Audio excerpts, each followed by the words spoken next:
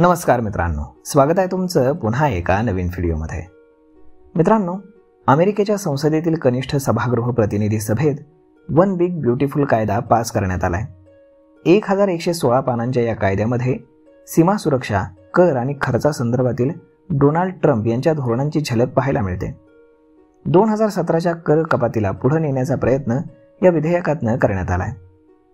मात्र त्याचवेळी Donald Trump यांनी रेमिटन्स टॅक्समध्ये कपात करण्याचा निर्णय घेतलेला आहे।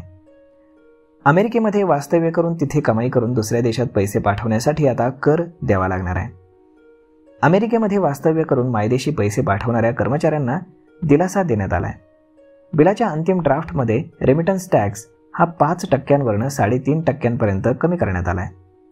या कराची अंमलबजावणी 1 जानेवारी 2026 पासून करण्यात येईल। रेमिटन्स टॅक्सचा अर्थ एका देशातून दुसऱ्या देशामध्ये पैसे पाठवण्यावरती आकारला जाणारा कर। अमेरिकेमध्ये मोठ्या संख्येने वास्तव्य करणाऱ्या भारतीय कर्मचाऱ्यांना देखील मायदेशी रक्कम पाठवताना हा कर द्यावा लागतो। मायग्रेशन पॉलिसी इन्स्टिट्यूटच्या डेटानुसार 2023 पर्यंत अमेरिकेमध्ये वास्तव्य करणाऱ्या अनिवासी भारतीयांची संख्या 2.9 मिलियन याच्यापेक्षाही जास्त आहे।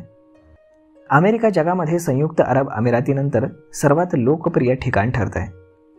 अमेरिकेमध्ये मेक्सिकोनंतर सर्वाधिक दुसऱ्या देशातील लोक हे भारतात आहेत। अमेरिकेतील विदेशी नागरिकांच्या एकूण लोकसंख्येपैकी 6% लोक हे भारतीय आहेत। डोनाल्ड ट्रम्प यांच्या नव्या बिलातील रेमिटन्स टॅक्स केवळ अमेरिकेतील विदेशी नागरिकांवरतीच लागू असेल। अमेरिकन नागरिकांना यातून सूट देण्यात आली आहे। ग्रीन कार्ड होल्डर आणि एम्प्लॉयमेंट व्हिसावरती आलेल्यांना हा लागू असेल। म्हणजेच अमेरिकेमध्ये वास्तव्याला असलेली व्यक्ती त्याच्या कमाईतून भारतामध्ये 5,000 रुपये जर पाठवत असेल तर त्याच्यावरती 3.5% कर हा द्यावा लागणार आहे। अमेरिकेचे अध्यक्षपद पुन्हा स्वीकारल्यानंतर डोनाल्ड ट्रम्प यांनी ही आक्रमक भूमिका स्वीकारली आहे।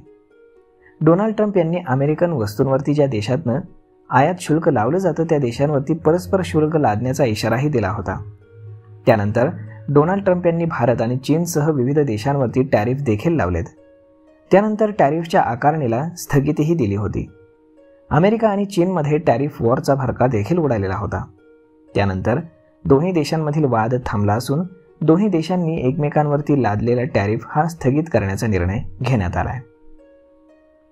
तर मग मित्रांनो, आता याच्यावरनं काय काय इम्पॅक्ट येईल स्टॉक मार्केटवरती ते पाहणं सोमवारी गरजेचं ठरणार आहे।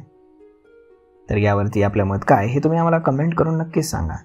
आणि जर हा व्हिडिओ तुम्हाला आवडला असेल तर आपल्या जवळच्या मित्रमंडळींसोबत देखील हा व्हिडिओ तुम्ही शेअर करायला विसरू नका। धन्यवाद।